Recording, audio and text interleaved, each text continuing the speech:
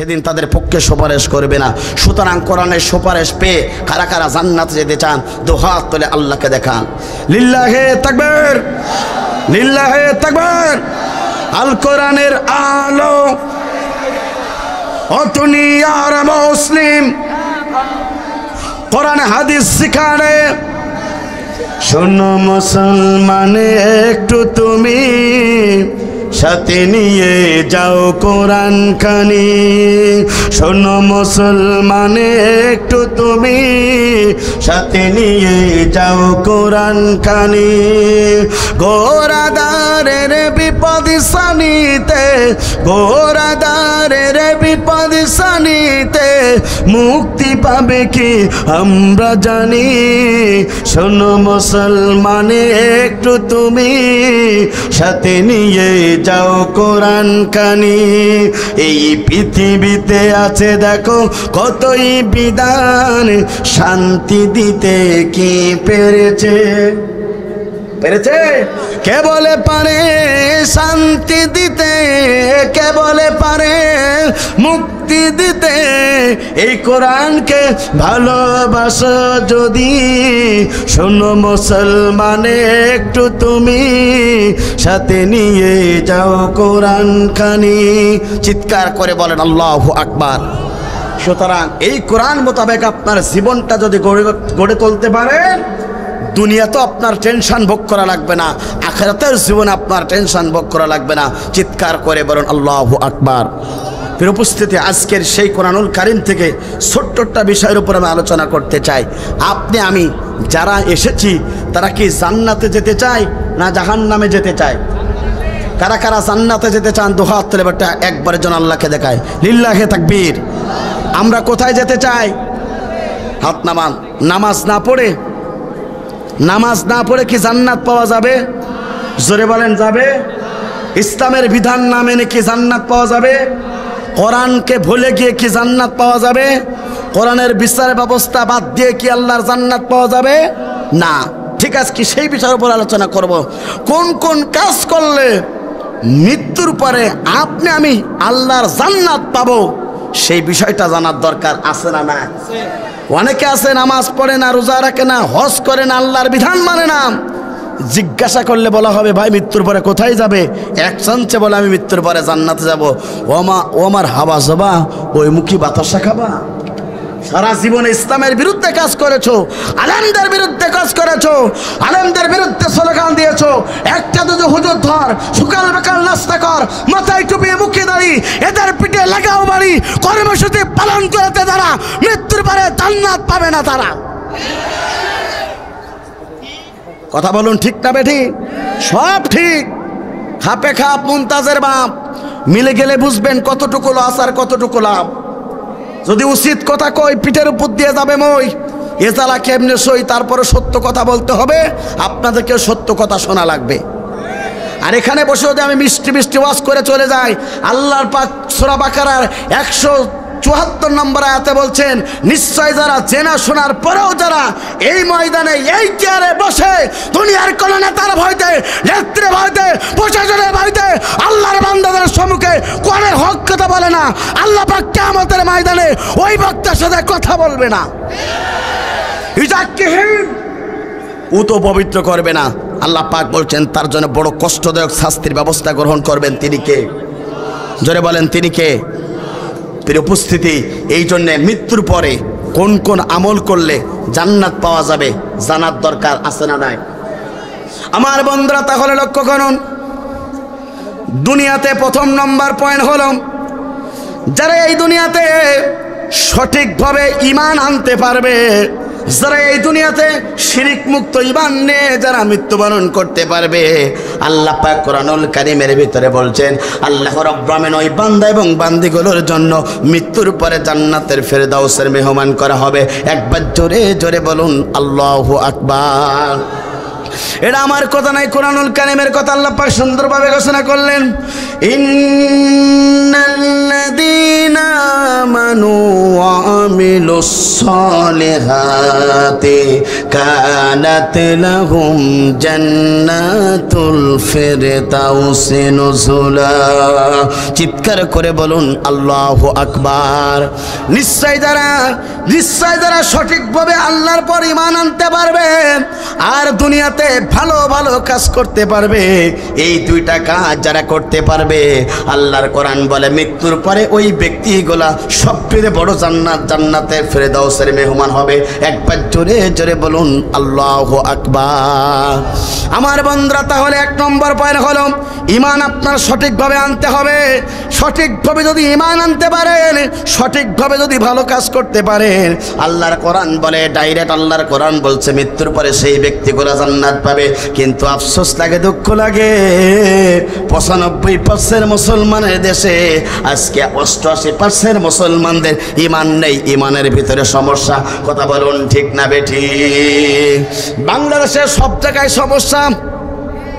কথা বলেন ঠিক না বেঠিক? যে ডিপার্টমেন্টে যাবে সেই ডিপার্টমেন্টে সমস্যা, সেই ডিপার্টমেন্টে ভেজাল। ঈমানের ভিতরেও ভেজাল আছে না নাই? জোরে বলেন আছে না নাই? যেখানে যাবেন সেখানে ভেজাল। পরীক্ষার হলে যাবেন, পরীক্ষার হলে নকল আছে না নাই? জোরে বলেন। কারেন্ট আনবেন, সঠিকভাবে দেয় না, সেখানেও ভেজাল। কথা বলুন ঠিক না বেঠি? নেতা নির্বাচন করবেন, সেখানেও ভেজাল। আমরা নামাজি নেতাকে নামাজি নেতাকে সাপোর্ট না করে বেনামাজি নেতাদেরকে সাপোর্ট করে আমরা সেখানেই চলি। সুতরাং সেখানেও কিন্তু নেতা নির্বাচন করতে গেও সেখানে ভেজাল। কথা বলুন ঠিক না বেঠি? সঠিক যারা তাফসীর করেন, সঠিক যারা কোরআনের দাঈল আল্লাহ, সঠিক যারা দাঈল আল্লাহ, ওই দাঈল আল্লাহদের কাছ থেকে এখনই বর্তমানে মানুষেরা কিন্তু সঠিকভাবে তাফসীর শুনতে চায় না। ভেজাল মার্কা বক্তাদেরকে নিয়ে আজকে সবচেয়ে কোরআনের তাফসীর করানো হয়, সেখানেও ভেজাল। কথা বলুন ঠিক না বেটি? আমার বন্ধুরা, প্রত্যেকটা ডিপার্টমেন্টে ভেজাল। যেখানেই যাবেন কমিটিদের বলবেন, সেখানেও ভেজাল আছে না নাই? আমার বন্ধুরা, আফসোস লাগে, দুঃখ লাগে, কত কষ্ট করে এই যুবকেরা। কি ঠিক আছে ভাই, যা বলেছেন এর মধ্যে ঠিক শেষ করে দেবা না। আমার বন্ধুরা লক্ষ্য করুন, সব জায়গায় ভেজাল। আফসোস লাগে, দুঃখ লাগে, অসংখ্য কমিটি আছে, তারা তাফসীর মাহফিল দেওয়ার জন্য তারা পেরেশানিত হয়ে যায়। কিন্তু ওই তাফসীর মাহফিলের যিনি সভাপতি থাকেন, ওই যুব কমিটির, তিনি পর্যন্ত মাথায় টুপি দেয় না, তিনি নামাজ পর্যন্ত 5 ওয়াক্ত পড়ে না। ওই কমিটির ভিতরেও ভেজাল আছে। কথা বলুন ঠিক না বেটি? যে ডিপার্টমেন্টে যাবেন সেই ডিপার্টমেন্টে ভেজাল। আমার বন্ধুরা, ঈমানের ভিতরে ভেজাল। কেমন ভেজাল লক্ষ্য করুন আমার বন্ধুরা, লক্ষ্য করুন। আল্লাহ পাক সেটাও কোরআনুল কারীমের ভিতরে ঘোষণা করলেন, লিল্লাহি মা ফিস সামাওয়াতি ওয়াল আরদ। আসমান এবং জমিনের একচ্ছত্র ক্ষমতার মালিক কে? তাবারাকাল্লাযী বিয়াদিহিল মুলক ওয়া হুয়া আলা কুল্লি শাইইন কাদির। সমস্ত রাজত্বের মালিক কে? আন্নাল কুওয়াতা লিল্লাহি জামিয়া। সমস্ত শক্তির মালিক আল্লাহ, অর্থাৎ সমস্ত সবকিছুর মালিক হলো আল্লাহ। কিন্তু আপনি আমি যদি সেটাকে বিশ্বাস না করে আপনি মুসলমান পরিচয় দেন, কোরআন তেলাওয়াত করেন, নামাজ পড়েন, তাইতে নামাজ পড়েন, দিনের কর্মসূচি কোরআন তেলাওয়াত দিয়ে শুরু করেন, আপনি সব কিছু করলেন, কিন্তু আফসোস থাকে, দুঃখ লাগে, আপনি কোরআন মোতাবেক জীবন করলেন না, আপনার ভিতরেও ভেজাল ঢুকেছে। কথা বলুন ঠিক না বেটি? সুতরাং প্রিয় বন্ধুরা, একটু লক্ষ্য করুন, যদি আপনি আমি সব জায়গাতে বিশ্বাস করি আল্লাহ আছে, কিন্তু সমস্ত ক্ষমতার মালিক জনগণ, এই কথা যদি কোনো মুসলমানের সন্তান বিশ্বাস করে, তার ঈমান থাকে না, ঈমান নামের বেঈমান হয়ে যায়। আর কোনো বেঈমান আল্লাহর জান্নাতে প্রবেশ করবে না। কথা বলুন ঠিক না বেটি? এই জন্য আল্লাহ পাক বলেন, শিরিক মুক্ত ঈমান আপনাকে থাকা লাগবে। শিরিক মুক্ত ঈমান যদি আপনার থাকে, তাহলে আল্লাহর জান্নাত আপনি পেয়ে যাবেন। আর ঈমানের ভিতরে যদি আপনার শিরিক ঢুকে যায়, ওই ঈমানদার আপনি আল্লাহর জান্নাত পাবেন না, মৃত্যুর পরে আপনার স্থান হয়ে যাবে জাহান্নাম। কথা বলুন ঠিক না বেটি? পুজুমণ্ডলে গেলে কয় আমি ঠিক আছি, আছে না নাই? জোরে বলেন। অনেকে বলে উৎসব সবার। এই কথা যদি কোনো মুসলমানের সন্তান যদি বিশ্বাস করে, খোদার কসম তার ঈমান থাকতে পারে না। কথা বলুন ঠিক না বেঠিক? অর্থাৎ উৎসব সবার হতে পারে না, ধর্ম যার যার, উৎসব সবার, এটাই আপনাকে বিশ্বাস করতে হবে। কথা বলুন ঠিক না বেঠিক? আমার বন্ধুরা, এই জন্যে এই বাংলাদেশে মানুষের ইমানদার অনেক খুঁজে পাওয়া যায়, সঠিক ইমানদাররা খুঁজে পাওয়া যায় না।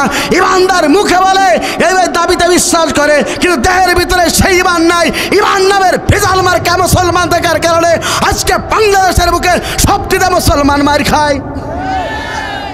এই জন্য আল্লাহ পাক বলেন, শিরিক মুক্ত ইমান আপনাকে থাকতে হবে, যে ইমানের ভিতরে কোনো ভেজাল থাকবে না, ইমানটা থাকবে তরুতাজা, ইমানটা থাকবে সবচেয়ে দামি। আবার বন্ধুরা লক্ষ্য করুন, জমির যেমন দলিল না থাকলে জমির কোনো মূল্য থাকে না, আপনার আমার ইমান না থাকলে আল্লাহ তাআলার কাছে আপনার আমার কোনো দাম থাকে না। কথা বলুন ঠিক না বেঠিক? এই ইমান কিভাবে নবীর প্রিয় সাহাবায়ে কেরামরা নিয়েছিলেন একটু লক্ষ্য করুন প্রিয় বন্ধুরা। আল্লাহ নবীর প্রিয় সাহাবায়ে কেরামরা তারা ইমানের পথে ছিল, হকের পক্ষে ছিল, ইসলামকে বিজয় লেখার জন্য তারা কাজ করেছে। তারা ইমানের দাবিতে বিশ্বাস স্থাপন করেছে সঠিকভাবে। এই সমাজ যদি সঠিকভাবে ইমান যদি আপনি আনতে চান, আপনাকে পর্যন্ত ইমানের পরীক্ষা দেওয়া লাগবে। কথা বলুন ঠিক না বেঠিক? আপনার আমার নবী, বিশ্ব নবী, আখেরি জামানার নবী, এই কালেমার দামাত দিয়েছিল, ইমানের পথ অবিচল ছিল, হকের পক্ষে ছিল। তাই তো বিশ্ব নবীকে নির্যাতন করা হয়েছে, রিস্ট্রিনলার চালানো হয়েছে, মিথ্যা মামলা পর্যন্ত খাওয়া লেগেছে, বিশ্বনবীকে মাথা হেলমেট পেরেছে, নিজের দেহে রক্ত পর্যন্ত ধরেছে, এই ইমানের পথে অবিচল থাকার কারণে। কথা বলুন ঠিক না বেঠিক? মিল্লাতা আবিকুম ইব্রাহিম হুয়া সাম্মাকুমুল মুসলিমিন, মুসলিম জাতির পিতা তিনি হলেন ইব্রাহিম আলাইহিস সালাতু ওয়াস সালাম। আমার বন্ধুরা লক্ষ্য করুন, মুসলিম জাতির পিতা ইব্রাহিম আলাইহিস সালাতু ওয়াস সালাম ইমানের পথে অবিচল থাকার কারণে তাকে কত কঠিন বড় বড় পরীক্ষা দেওয়া লেগেছিল। পরীক্ষার মাধ্যমে আল্লাহ পাক তাকে পাস করালেন। গোটা পৃথিবীতে মুসলিম জাতির পিতা ইব্রাহিম আলাইহিস সালাতু ওয়াস সালামকে আল্লাহ পাক বানিয়ে দিয়েছিলেন। কথা বলুন ঠিক না বেঠিক? সুতরাং পৃথিবীর মুসলমান লক্ষ্য করুন, মুসলিম জাতির পিতা ইব্রাহিমকে মানবে যারা, ইব্রাহিমের রূহানি সন্তানগুলো মৃত্যুর পরে জান্নাত পেয়ে যাবে তারা। আর যারা মিল্লাতা আবিকুম ইব্রাহিম, মুসলিম জাতির পিতা ইব্রাহিমকে বাদ দিয়ে অন্য কোন মানুষের পিতাকে যারা জাতির পিতা মেনে এই দুনিয়াতে নামাজ পড়বে, রোজা রাখে, হজ করবে, যাকাত দেবে, খোদার কসম তাদের ঈমান থাকতে পারে না, তারা বেঈমান হয়ে যায়। আর কোন বেঈমান আল্লাহর জান্নাতে প্রবেশ করতে পারবে না। কথা বলুন ঠিক না বেঠিক? এইভাবে প্রত্যেকটা নবী রাসূল পর্যন্ত ঈমানের পরীক্ষা দিয়েছে আল্লাহ পাক, সেটাও কোরআনুল কারীমের ভিতরে ঘোষণা করলেন, বান্দা শুনে রাখো, ঈমানের পথে অবিচল থাকবে যতক্ষণ আল্লাহ পাক তোমাকে পরীক্ষা নেবে ততক্ষণ। কথা বলুন ঠিক না বেঠিক? আল্লাহ পাক সেটাও বলেন, আলিফ লাম মিম আহাসিবান নাসু আইয়ুতরাকু আইয়াকুলু আমান্না ওয়া হুম লা ইফতানুন। লা ইলাহা ইল্লাল্লাহ মুহাম্মদ রাসূলুল্লাহ বললে আপনাকে ছেড়ে দেওয়া হবে না, অবশ্যই অবশ্যই আপনাকে পরীক্ষা নেওয়া হবে। পরীক্ষার মাধ্যমে আল্লাহ পাক যাচাই বাছাই করতে চায় কারা এই দুনিয়াতে সঠিকভাবে ঈমানের পক্ষে আছে আর কারা এই দুনিয়াতে কারা মিথ্যাবাদের পক্ষে আছে। কথা বলুন ঠিক না বেঠিক? নবীর সাহাবীরা পর্যন্ত এই ঈমানের পথ অবিচল ছিল, নবীর সাহাবীরা পর্যন্ত বলে এই নবীর সাহাবীরা পর্যন্ত ঈমানের পথ অবিচল ছিল। একজন নবীর প্রিয় সাহাবীর ঘটনা আপনাদেরকে শোনাতে চাই। আল্লাহ নবী একজন প্রিয় সাহাবী ছিল, যুবক মানুষ, সাহাবীর নাম ছিল মিকদাদ রাদিয়াল্লাহু তাআলা আনহু। আল্লাহ নবীর সবচেয়ে প্রিয় সাহাবী, এই সাহাবী পর্যন্ত কিভাবে ঈমানের পরীক্ষা দিয়েছিল আমার বন্ধুরা একটু লক্ষ্য করুন। বয়সটা অনেক হয়ে গেল। আল্লাহ নবী একদিন হঠাৎ করে মিকদাদকে জিজ্ঞাসা করলেন, মিকদাদ তুমি কি বিবাহ করবে না? আল্লাহ নবী সঙ্গে সঙ্গে মিকদাদকে যখন প্রশ্ন করলেন, আল্লাহ নবীর প্রিয় সাহাবী মিকদাদ বললেন, ইয়া রাসূলুল্লাহ হাবিবাল্লাহ, আপনি যদি অনুমতি দেন তাহলে আমি বিবাহটা কার্যক্রম সম্পাদন করে নেব। আল্লাহ নবী সঙ্গে সঙ্গে মিকদাদকে অনুমতি দিয়ে দিলেন। কিছুদিন পরে মিকদাদ বিবাহ করলেন। বিবাহ করার পরে আমার বন্ধুরা বিশ্বনবীর প্রিয় সাহাবী মিকদাদ রাদিয়াল্লাহু তাআলা আনহু বিবাহ করলেন, বিবাহের কার্যক্রমটা সম্পাদন করলেন। করার পরে প্রত্যেকটা যুবক, মেয়ে এবং ছেলের প্রত্যেকটা যুবক এবং মেয়ে এবং ছেলের জীবনের একটা রাত সবচেয়ে বড় দামি, সেই রাতটার নাম হচ্ছে বাসর ঘর। আমার বন্ধুরা, নবীর প্রিয় সাহাবী মিকদাদ রাদিয়াল্লাহু তাআলা আনহু এবং তার স্ত্রী চলে গেলেন বাসর ঘরে, দরজাটা লটকায় দিলেন। দেওয়ার পরে আল্লাহ নবীর প্রিয় সাহাবী মিকদাদ সুন্দরভাবে ঘরে ঢোকার পরে উজু করলেন। উজু করার পরে স্ত্রীকে বলে, স্ত্রী তুমি একটু অপেক্ষমান থাকো, আমি 2 রাকাত নামাজ পড়তে চাই, নফল নামাজ। আল্লাহ নবীর প্রিয় সাহাবী মিকদাদ রাদিয়াল্লাহু তাআলা আনহু 2 রাকাত নামাজ পড়ার জন্য দাঁড়িয়ে গেলেন ঘরের ভিতরে। 2 রাকাত নামাজ যখন তিনি পড়লেন, সঙ্গে সঙ্গে মনটা আরো খুশি হয়ে গেল, সঙ্গে সঙ্গে আরো 2 রাকাত নামাজ পড়া শুরু হয়ে গেল। এইভাবে অসংখ্য নামাজ তিনি পরিসমাপ্ত করলেন।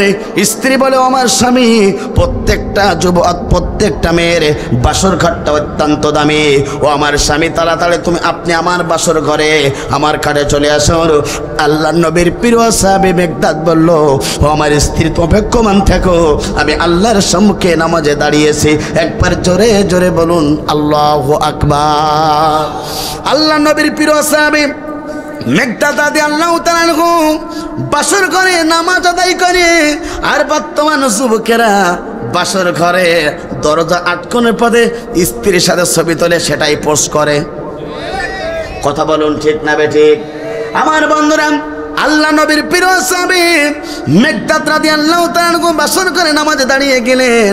আর বর্তমান বাংলাদেশের যুবকেরা তারা প্ল্যান করে বাসর ঘরে আমার স্ত্রীর সাথে কিভাবে সেলফি তুলবো, সেটা জনগণের হক আমাকে মেটাতে হবে। এই জন্য তারা সেলফিতে সুন্দর করে ছেড়ে দেয়। তারা চিন্তা করে আমি হক আদায় করছি, আর আমার বন্ধুরা যারা আছে সবার হক পূরণ করার জন্য ছবি ছেড়ে দিয়েছি। কথা বলুন ঠিক না বেটি? ওর মতন ম্যাড, ওর মতন পাগল, ওর মতন অ্যাবনর্মাল বাংলাদেশের বুকে আর একজন থাকতে পারে না। কথা বলুন ঠিক না বেঠি? আল্লাহ নবীর প্রিয় সাহাবী মিকদাদ নামাজে স্ত্রী ডাকে, স্ত্রীকে বলো, স্ত্রী তুমি অপেক্ষমান থাকো, আমি আল্লাহর সম্মুখে দাঁড়িয়েছি। এবার মিকদাদ কিছু নামাজ আদায় করার পরে কোরআন শরীফটা তিনি নিলেন। সূরা রহমান পড়া শুরু হয়ে গেল, সূরা রহমান পড়া শেষ হয়ে গেল, সূরা ইয়াসিন পড়া শুরু হয়ে গেল, সূরা ইয়াসিন পড়া শেষ হয়ে গেল, সূরা মুলক পড়া শুরু হয়ে গেল, সূরা মুলক পর্যন্ত শেষ হয়ে গেল। স্ত্রী আর তার যৌবনের তারণ্যায় বাসর করে ছটপট করে। আর স্ত্রী মিকদাদকে বলে, আমার স্বামী, জীবনে আজকে রাতটা চলে গেলে আমার জীবন থেকে সবচেয়ে অখুশি হয়ে যাব। ও আমার স্বামী, একটি বারের জন্য আপনি কি আমার খাটে আসবেন না? আল্লাহ নবীর প্রিয় সাহাবী মিকদাদ বলল, ও আমার স্ত্রী, তুমি শুনে রাখো, আমি কোরআন তেলাওয়াত যতটা মজা পেয়ে গেলাম, নামাজে যত মজা পেয়ে গেলাম, ও আমার স্ত্রী তুমি অপেক্ষমান থাকো, কিছু সময় পরে তোমার সাথে আমার সাক্ষাৎ হবে। একবার জোরে জোরে বলুন আল্লাহু আকবার। মিকদাদ রাদিয়াল্লাহু তাআলা কোরআন পড়ে, তার ভালো লাগে, মজা লাগে। তিনি নামাজ পড়ে আল্লাহর সম্মুখে হাজির নাজির জেনে পর্যাপ্ত পরিমাণ তার ভালো লেগে যায়। আস্তে আস্তে করে সময় তো অতিবাহিত হয়ে গেল। হঠাৎ করে আমার বন্ধুরা, আল্লাহ নবীর প্রিয় সাহাবী মিকদাদ রাদিয়াল্লাহু তাআলা আনহুর কানে ফজরের নামাজের আযানটা ভেসে আসলো। একবার জোরে জোরে বলুন আল্লাহু আকবার। আমার বন্ধুরা, বিশ্বনবীর প্রিয় সাহাবী মিকদাদের কানে যখন সেই মসজিদের আযানটা পরিচালিত শুনে আসলো তার কানের ভিতরে, সঙ্গে সঙ্গে তিনি দেরি করলেন না। স্ত্রীকে বললেন, স্ত্রী, তুমি নামাজে দাঁড়িয়ে যাও, তুমি নামাজটা ফজরের নামাজটা পড়ে নাও, আমি তোমার স্বামী, আমি নামাজটা আদায় করার জন্য মসজিদের নববীর দিকে রওনা দিলাম। ও আমার স্ত্রী, তুমি নামাজ আদায় করো, আমি পর্যন্ত নামাজের জন্য প্রস্তুত গ্রহণ করে রওনা দিলাম। আমার বন্ধুরা, আল্লাহ নবীর প্রিয় সাহাবী মিকদাদ রাদিয়াল্লাহু তাআলা আনহু তিনি নামাজটা আদায় করলেন, আর তার নামাজ আদায় করার জন্য মসজিদের নববীতে চলে গেলেন। আবার বন্ধুরা, বিশ্বনবীর ইমামতিতে নামাজ সব পরিসমাপ্ত হয়ে গেল। তার হাতের ভিতরে বাসর ঘরের সেই ফুল সজ্জা, রাতের সেই দৃশ্যমান, নতুন পাঞ্জাবি, সবকিছু। আল্লাহ নবীর প্রিয় সাহাবী এবার নামাজটা পরিসমাপ্ত হয়ে গেল। আল্লাহ নবী ফজরের নামাজটা আদায় করে সমস্ত সাহাবায়ে কেরামদেরকে লক্ষ্য করে বলল, ও আমার সাহাবায়ে কেরামরা, তোমরা শুনে রাখো, বাকি নামাজ বাদ একজন ব্যক্তি, একজন সাহাবী তোমরা ফিরে যাবে না। আমি তোমাদের সাথে আখেরি জামানার নবী কিছু কথা বলতে চাই। একবার জোরে জোরে বলুন আল্লাহু আকবার। রুজি করে লা ইলাহা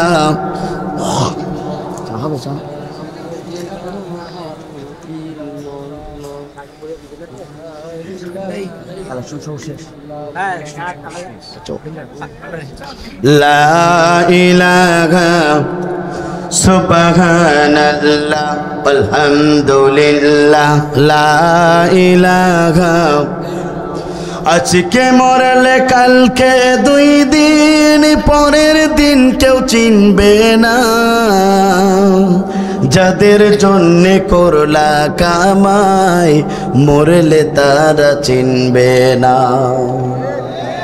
আজকে মরলে কালকে 2 দিন, পরের দিন কেউ চিনবে না। যাদের জন্যে করলা কামাই, মরলে তারা চিনবে না। থাকতে সময় আমল করো, ঈমান করো খাঁটি, শেষ ঠিকানা তোমার আমার 3.5 হাত মাটি। আজকে মরলে কালকে 2 দিন, পরের দিন কেউ চিনবে না। যাদের জন্যে করলা কামাই, মরলে তারা চিনবে না। কথা বলুন ঠিক না বেঠিক?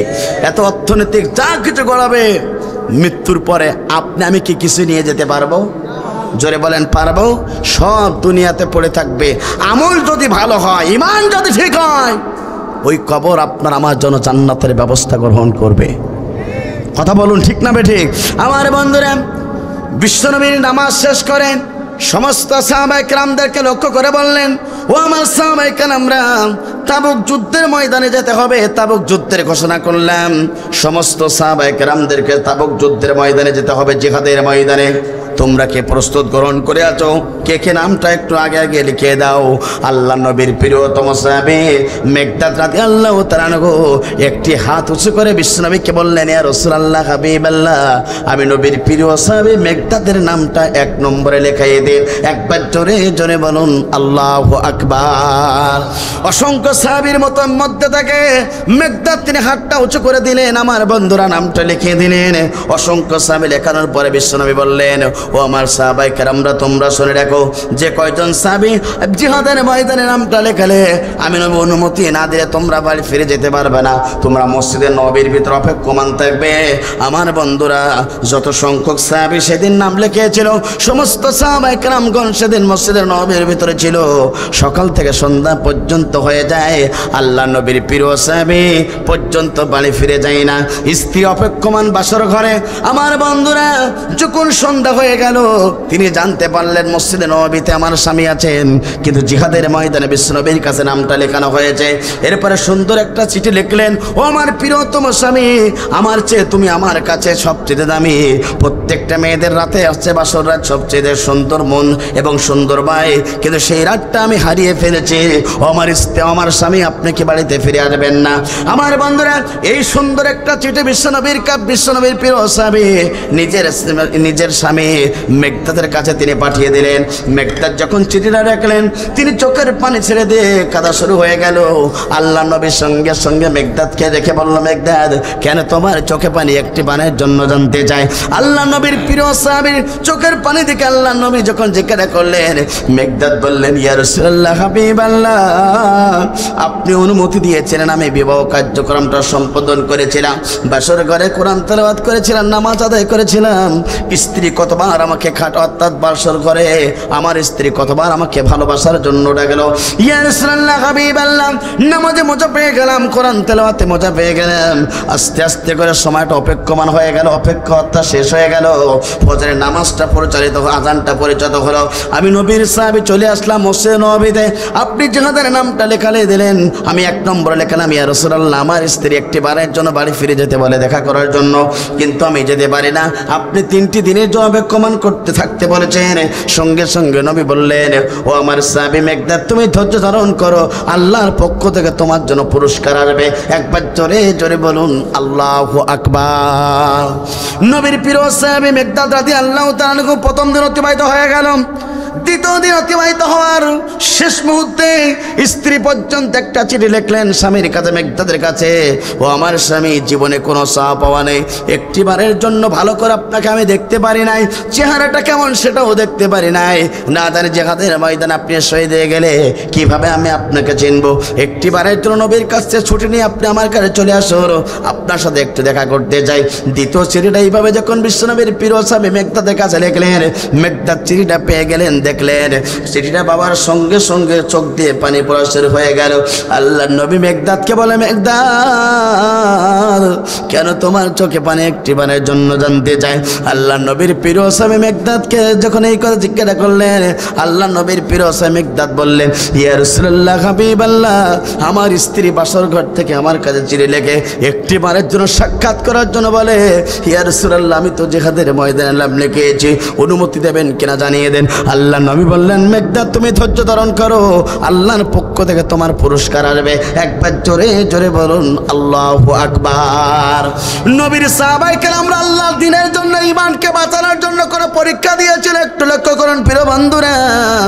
আর আপনি আমি একজন মেয়ের জন্য পাগল হয়ে যায়, কথা বলুন ঠিক না বেঠিক? আপনার একটা মেয়ে দেখলে মাথা খারাপ হয়ে যায়, কিন্তু নবীর সাহাবায়ে কেরামরা পর্যন্ত বিশ্ব সুন্দরীর মতন করে তাদের স্ত্রী ছিল, তারা সেটাকে অপেক্ষা করে আল্লাহর দ্বীনের জন্য তারা জিহাদের ময়দানে জীবনটা পর্যন্ত দিয়েছিল, কথা বলুন ঠিক না বেঠিক? আমার বন্ধুরা একটু লক্ষ্য করেন, এরপর কি হয়ে গেল? নবীর প্রিয় সাহাবী মেঘদাদ দ্বিতীয় চিঠিটা পাওয়ার পরে ক্রন্দন শুরু হয়ে গেল। তৃতীয় দিন এবার অতিবাহিত হচ্ছে, নবীর প্রিয় স্ত্রী, নবীর প্রিয় সাহাবী মেঘদাদের স্ত্রী তৃতীয় নম্বর চিঠিটা লিখলেন। চিঠিটা লেখেন, স্বামীর কথা বললেন, ও আমার স্বামী, জীবনে কোনো চাওয়া পাওয়া নেই, একটিবারের জন্য আপনি আসুন, আপনার চেহারাটা দেখতে চাই। চিঠিটা তৃতীয় নম্বর চিঠি পেয়ে গেলেন মেঘদাদ, চোখের পানি ছেড়ে দিয়ে হাউমাউ করা শুরু হয়ে গেল কাঁদা, কিন্তু তিনি নবীর কাছ থেকে অনুমতি পারলেন না। তৃতীয় দিন অতিবাহিত হয়ে গেল। চতুর্থ দিন আল্লাহ নবী সাহাবায়ে কেরামদেরকে নিয়ে তাবুক যুদ্ধের ময়দানে চলে গেলেন। অসংখ্য কাফেরদের বিরুদ্ধে তুমুল বেগে যুদ্ধ শুরু হয়ে গেল।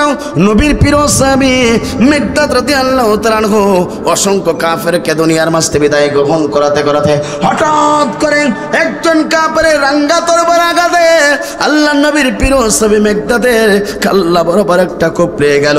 তিনি দুনিয়ার মাঝ থেকে হাসতে হাসতে আল্লাহর মেহমান হিসাবে তিনি চলে গেলেন। একবার জোরে জোরে বলুন আল্লাহু আকবার।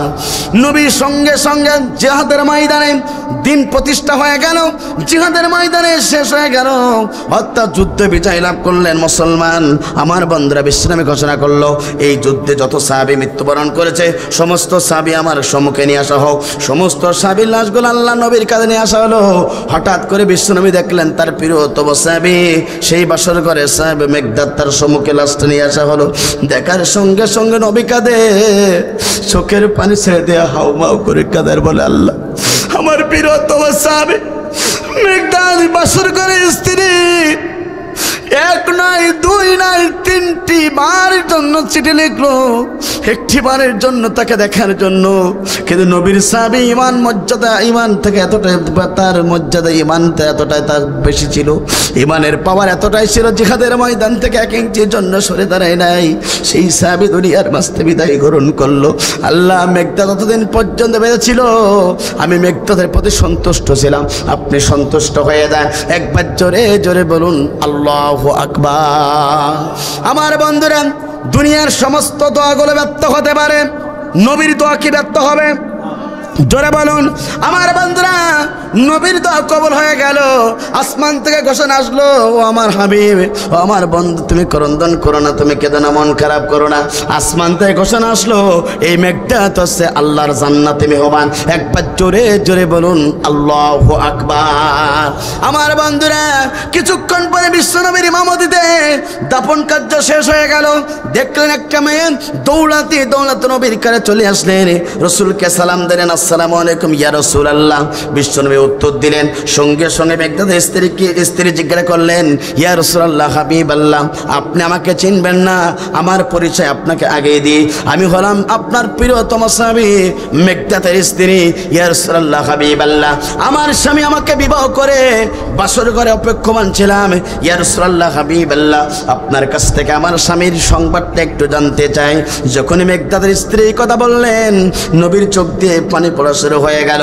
দাড়ি মোবারক বেয়ে বেয়ে টপ টপ করে জমিনে পড়ে। নবী বলো, মেঘদাদের স্ত্রী তুমি শুনে রাখো, তোমার স্বামী কিছুক্ষণ আগে দাফন করে দুনিয়ার বাস্তে বিদায় গ্রহণ করলাম। ও মেঘদাদের স্ত্রী তুমি শুনে রাখো, তুমি ধৈর্য ধারণ করো, তুমি ধৈর্য ধারণ করো। তুমি যদি ধৈর্য ধারণ করে জীবন যাপন করতে পারো, আমি নবী বলছি তোমার স্ত্রী তোমার স্বামী মেঘদাদের সাথে আল্লাহ পাক জান্নাতের ভিতরে তোমাদের উত্তম বাসর ঘরের ব্যবস্থা গ্রহণ করবে। একবার জোরে জোরে বলুন আল্লাহু আকবার। আমার বন্ধুরা, নবীর প্রিয় স্বামী মেঘদাদ রাদিয়াল্লাহু তাআলা আনহু এতটাই ইমান বৃদ্ধি ছিল, নবী দেখেছিলেন জিহাদের ময়দানে ডাক দেখেছিলেন বিশ্ব নবী। সঙ্গে সঙ্গে নবীর প্রিয় স্বামী নতুন স্ত্রী বাসর করে রেখে জিহাদের ময়দানে আল্লাহ দ্বীনের জন্য, ইমান রক্ষার জন্য জিহাদের ময়দানে ঝাঁপিয়ে পড়েছিলেন, রক্ত দিয়েছিলেন, জীবন দিয়েছিলেন। জিহাদের ময়দান থেকে ফিরে আসি নাই। আজকে বাবুর পাশে আপনাদেরকে বলতে চাই, নবীর সাহাবীর মতন করে যদি ইমান নিয়ে এই সমাজে আল্লাহর কোরআনের বিজয় লাভ করার জন্য যদি বিন্দু বিন্দু রক্ত লাগে, কারা কারা প্রস্তুত আছেন? দুই হাত তুলে আল্লাহকে দেখিয়ে দেই।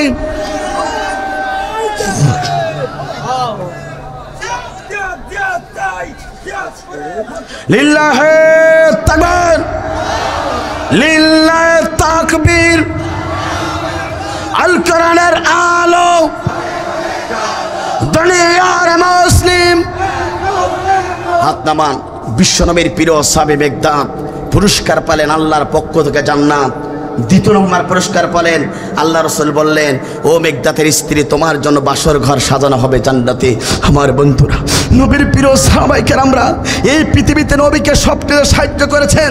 রাসূলের প্রিয় যুবক সাহাবীগণ আজকে ঐক্যবদ্ধভাবে আপনাদেরকে বলতে চাই, এই বাংলাদেশের বুকে যদি আল্লাহর কোরআন রাজ কায়েম করার জন্য যদি উহুদ খন্দকের মতন করে নবীর প্রিয় সাহাবায়ে কেরামরা জীবন দিয়েছিল, রক্ত দিয়েছিল, হাসতে হাসতে বিদায় গ্রহণ করেছিল, আরেকবার যদি উহুদ খন্দকের মতন করে মাথায় কাবলের কাবল বেঁধে জিহাদের ময়দানে আল্লাহর দ্বীনের পক্ষে নামতে হয়, কারা কারা প্রস্তুত আছেন? দুই হাত তুলে আল্লাহকে দেখিয়ে দেয়।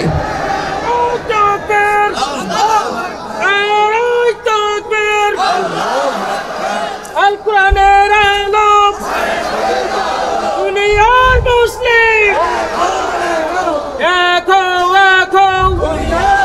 প্রিয় বন্ধুরা, প্রিয় বন্ধুরা, এই সমাজকে যদি পরিবর্তন করতে হয়, আগামীর পৃথিবী ইসলামের পৃথিবী, আগামীর পৃথিবী কোরআনের পৃথিবী, গোটা পৃথিবীর ইসলামকে হবে, ইমাম মাহদী আলাইহিস সালাতু ওয়াস সালাম আসবে। সুতরাং ঐক্যবদ্ধ হতে হবে। এই দুনিয়াতে বাঁচবো ততদিন, আল্লাহর কোরআনের আজকামের পক্ষে থাকবো ততদিন। এই দুনিয়াতে বাঁচবো ততদিন, আল্লাহর কোরআনের পক্ষে থাকবো ততদিন। আল্লাহর কোরআনের পক্ষ থেকে একজন মুসলমান এক ইঞ্চি সরতে পারে না। কারণ এই দিনের পথে টেকতে পারলে, এই দিনের পথে জীবন দিতে পারলে আপনার আমার মর্যাদা তিনি দেবেন। তিনি কে? জোরে বলেন, তিনি কে? মেঘদাদের প্রথম পুরস্কারের ছিল জান্নাত। আল্লাহ পাক সেটাই বলছে, যারা সঠিকভাবে ঈমান নিয়ে মৃত্যুবরণ করতে পারবে তাদের জান্নাত দেবেন। তিনি কে? জোরে বলেন, তিনি কে? মেঘদাদের অনুসারী আজ কটা পর্যন্ত পাওয়া যায়। আল্লাহ পাক বলছেন, কুলিন্না সলাতি ওয়া নুসুকি ওয়া মাহইয়ায়া ওয়া মামাতি লিল্লাহি রাব্বিল আলামিন। আমার নামাজ, আমার জীবন, আমার কুরবানি, আমার সব কিছু একমাত্র শুধুমাত্র আল্লাহর জন্য হবে। কথা বলুন ঠিক না বেঠে? আমার বন্ধুরা, ইমানদার তারাই হবে, ইমানদার তারাই হবে যারা জালিম স্বৈরাচারের কাছে এক সেকেন্ডের জন্য মাথা নত করবে না। যারা ইমানদার হবে দুনিয়ার কোনো স্বৈরাচারের কাছে মাথা নত করবে না। তার বাস্তব প্রমাণ হলো এই বাংলাদেশের বুকে এমন এমন লোক ছিল যারা দুনিয়ার কোনো স্বৈরাচারের কাছে এক মিনিটের জন্য তারা দান ভিক্ষা চাই নাই। তারা বলেছিল, আমাদের দানের মালিক আল্লাহ, হায়াতের মালিক আল্লাহ, দান যদি ভিক্ষা চেতে হয় আল্লাহর কাছে যাবো, কোনো মানুষের কাছে দান ভিক্ষা চেয়ে ইমান নষ্ট করতে রাজি নয়। ইমানদার হবে তারা। যুগে যুগে জালিম স্বৈরাচারের কাছে কোনো ইমানদার পর্যন্ত মাথা নত করে নাই। আল্লাহর নবীর প্রিয় সাহাবায়ে কেরামরা পর্যন্ত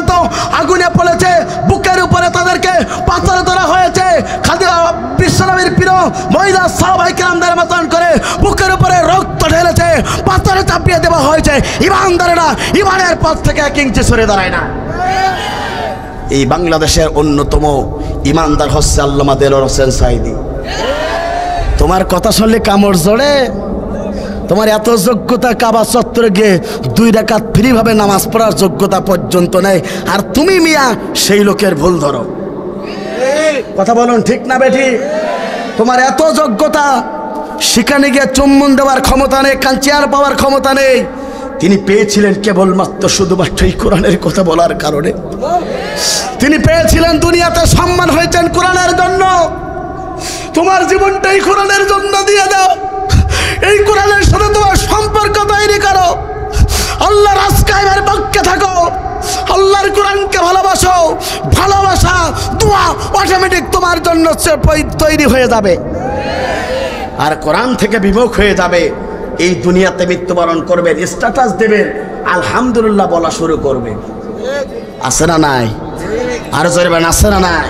প্রিয় বন্ধুরা, আল্লামা সাঈদী তিনি যিনি গোটা পৃথিবীর একজন শ্রেষ্ঠ হক্কানি আলেম।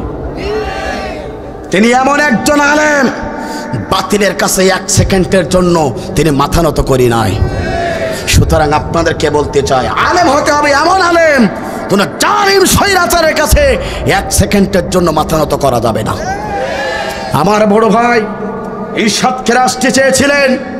গোটা বাংলাদেশের জীবন্ত কম্পিউটার থেকে বলা হয়, মুফতি আমির হামজা তিনি জেল থেকে বেরোনোর পরে তার ইমানের তেজ এতটাই বেড়েছে, কোনো জালিম স্বৈরাচারের কাছে এখনো পর্যন্ত মাথা নত করে না। সুতরাং ইমানদারেরা পড়ে পড়ে যেমন একটা মাটির কলসি যেমন তাকে পড়ে পড়ে তাকে পরিপক্ত হতে হয়, আমরা যারা এই দুনিয়াতে আল্লাহর জীবন ব্যবস্থার পক্ষে, আল্লাহর কোরআনের জীবন ব্যবস্থার পক্ষে থাকবো, আল্লাহর কোরআন আহকামের পক্ষে থাকবো, পুড়ে পুড়ে জীবন শেষ হয়ে যাবে, ইমানের রাস্তা থেকে 1 ইঞ্চি সরব না। সুতরাং ইমানের রাস্তা থেকে সরব না কারা কারা? 2 হাত তুলে আল্লাহকে দেখিয়ে দেই তারা তারা। লিল্লাহে তাকবীর।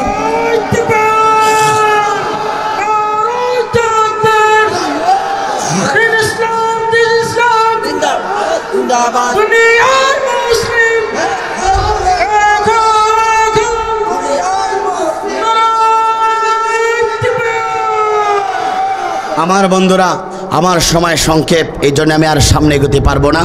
উপস্থিতি 2 নম্বর, যদি আপনি যদি জান্নাত পেতে চান, 2 নম্বর কাজ যেটা করতে হবে, আল্লাহর ব্যবসা করা লাগবে। কি ব্যবসা করা লাগবে? জোরে বলেন না কেন?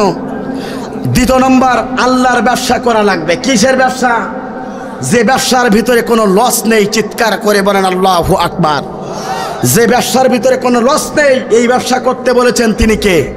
আল্লাহ পাক বলছেন, ইয়া আইয়ুহাল্লাযীনা আমানু, হে ইমানদারগণ, হাল আদুল্লুকুম আলা তিজারাতিন তুনজিকুম মিন আযাবিন আলীম, আমি কি তোমাদের এমন একটা ব্যবসার সন্ধান দেব না যে ব্যবসা করলে জাহান্নাম থেকে মুক্তি পেয়ে যাবে আর জান্নাতে প্রবেশ করতে পারবে? চিৎকার করে বলেন আল্লাহু আকবার।